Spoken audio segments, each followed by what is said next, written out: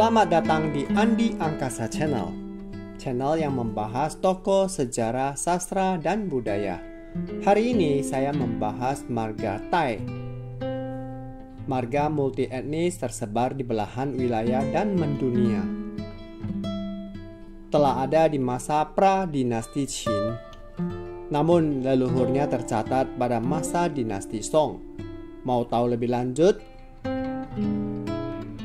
Sebelum saya lanjut, bagi yang belum subscribe, di-subscribe dulu. Jangan lupa like dan share, agar saya bisa semangat membuat konten-konten bermanfaat lainnya. Terima kasih, semoga bermanfaat.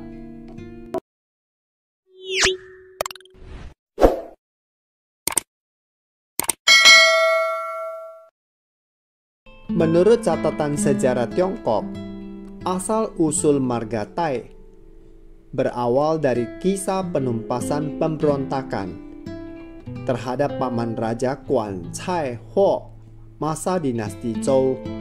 Penumpasan dilakukan oleh paman raja Zhou Wenwang bernama Zhou Gongdan, adik almarhum raja Zhou Wuwang. Para pemberontak diusir, ada yang dipenjara, dan wilayahnya diambil kembali. Salah satu wilayah Shangqiu diserahkan pada Wei Ziqi yang bermarga Zi, yang juga merupakan putra dari selir Raja Shangzhou Wang, hingga akhirnya mendirikan negara Song di Shangqiu. Pemerintahan yang bijak hingga pada generasi ke-11 memiliki seorang keturunan bernama Gou bergelar Song Tai Gong, juga menjabat posisi Sikong, posisi menteri utama. Penguasa berjasa dan bijak, setelah wafat dianugerahi gelar Anumerta Taizi Wukong. Pengikut dan keturunannya menggunakan Tai sebagai nama keluarga.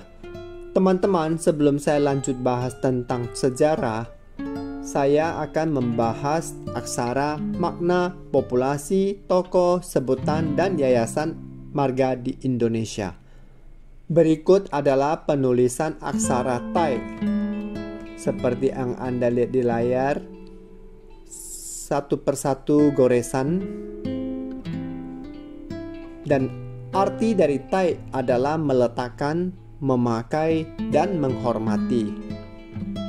Dalam hal populasi, menurut survei, sekitar 4,3 juta jiwa atau 0,34% penduduk nasional. Urutan ke-57 paling umum. Dalam tabel buku Pai Jiaxing berada di urutan ke-116. Tokoh-tokoh bermarga Tai tercatat ada Tai Zhen, seorang sarjana terkemuka dinasti Qing. Dan kemudian ada Tai Wangshu, seorang penulis terkemuka Tiongkok tahun 1920. Teman siapapun Anda, silakan bantu komen tokoh marga Tai di Indonesia. Sebutan marga Tai dalam berbagai dialek bahasa. Dalam bahasa Hokkien dan Teochew menyebutnya sebagai Tai. Silakan teman dari suku Kek, Konghu, share sesuai dialek Anda. Yayasan marga Tai di Indonesia, sekali lagi Anda boleh bantu komen ya. Selanjutnya saya bahas detail sejarah. Nama marga Tai berasal dari gelar Anumerta. Saya mulai kisah dari cicit kaisar kuning bernama Tiku, seorang kaisar berkebajikan. Konon ada legenda matahari tunduk pada keinginan kaisar. Masa itu ada klan Taishi keturunan Kaisar Yanti memiliki seorang putri bernama Jianti, seorang putri yang cantik, cerdas, gesit, dan memiliki rasa ingin tahu yang besar. Suatu saat Tiku berjumpa dengan Jianti dan menikahinya sebagai selir kedua. Pernah suatu kali Jianti keluar bermain dengan dua temannya. Karena lelah dan kepanasan, di kejauhan terlihat gemericik air yang jernih dan terang. Bertiga berlari menuju air tersebut, bermain dan bermain. Di saat bersenang-senang, sekawanan burung misterius seperti walet terbang melintas.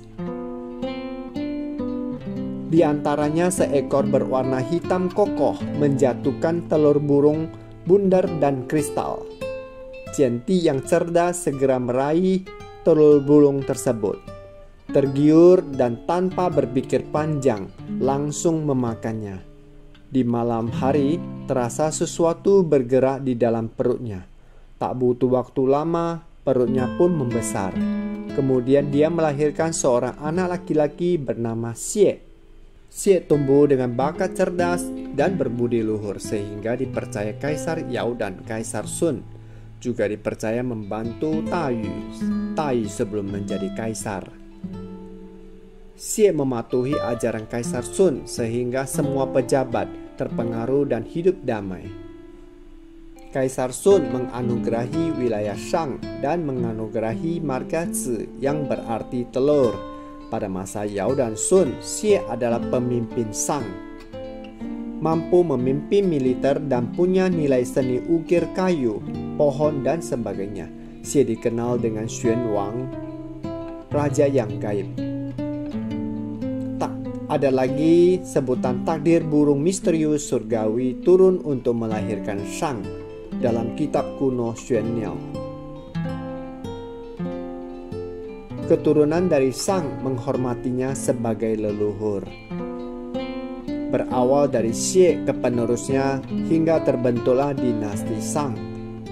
Dan berjalannya waktu, dinasti Shang dari kejayaan menuju kemunduran. Perang dan pemberontakan menyebabkan terjadinya migrasi.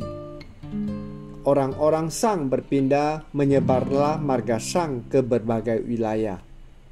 Tanda-tanda kemunduran dinasti Shang ada pada raja ke-24 bernama Zhu Jia. Dan semakin menurun pada generasi ke-29 Raja Di. Anak sulung dari Di bernama Qi. Karena dianugerahi wilayah Wei hingga dinamai juga dengan Wei Ziqi.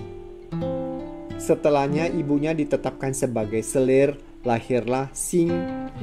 Meski Wei Ziqi sebagai putra tertua, namun bukan putra langsung raja. Sehingga Xin ditetapkan sebagai pewaris tata raja selanjutnya. Menjadi raja, Tixin salah satu raja terkejam sepanjang sejarah Tiongkok. Sebagai kakak sekandung ibu, Wei Ziqi sangat khawatir dengan nasib dinasti Shang. Membujuknya berkali-kali, Raja Tixin semakin kejam dengan membunuh para menteri setia. Salah satu menteri yang dibunuh adalah Pikan. Pikan adalah leluhur dari marga Lin. Kekejaman lain diantaranya memaksa putra penasehat kerajaan menjadi budak istana. Wei Ziqi sadar suatu saat adiknya Tixin bergelar Shang Zhou Wang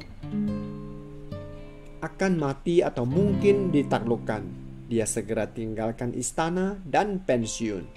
Tak lama kemudian, Raja Wu dari Zhou bergabung dengan penguasa kerajaan kecil dalam pertempuran bernama Mu Ye. Raja Shang Zhou Wang dikalahkan dan mati dengan membakar diri. Dinasti Shang pun runtuh. Wei Ziqi yang mendengar kabar ini segera menuju kuil leluhur dan mengambil papan altar leluhur. Dengan telanjang dada bagian atas tubuh, memakai bulu domba dan mengikat diri bersama domba, memohon pada Raja Wu dari Zhou untuk menjaga altar pemujaan. Raja Wu setuju dan mempercayakan putra Raja Shang Zhou Wang bernama Wu Geng menjaga wilayah Yin atau Shang. Pada saat yang sama, Raja Wu mengutus adik-adiknya Guan Shuxian, Cai Shudu, dan Huo Shuchu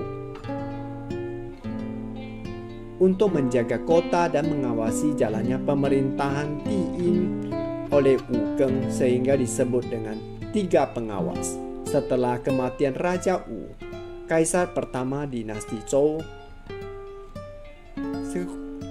Kekuasaan digantikan oleh Zhou Wenwang, putra dari Zhou Wuwang. Karena raja masih kecil sebelum kematian, Zhou Gongtan diminta membantu raja kecil. Karena dendam lama dan kecemburuan 3 paman, Wu Geng berhasil membujuk Guan Cai dan Huo untuk melakukan pemberontakan. Namun pemberontakan berhasil dipadamkan. Melihat Wei Ziqi memiliki kemampuan dan setia pada dinasti Zhou hingga dipercayai Shang Qiu, ibu kota Shang, kepadanya dan mengizinkannya mendirikan negara Song untuk memimpin masyarakat Shang. Wei Ziqi adalah pemimpin baik dan bijaksana, sangat dikagumi, sangat dicintai oleh orang Shang. Penerus kerajaan Song hingga generasi ke-11 bernama Kou, yang bijaksana dan berjasa. Setelah wafat dianugerahi anumerta Taizi Wukong hingga keturunannya dan pengikutnya menggunakan Tai sebagai marga. Demikianlah sejarah asal-usul marga Tai. Semoga bermanfaat. Jika ada yang salah dan tak sempurna, saya mohon maaf dan silakan koreksi melalui kolom komen.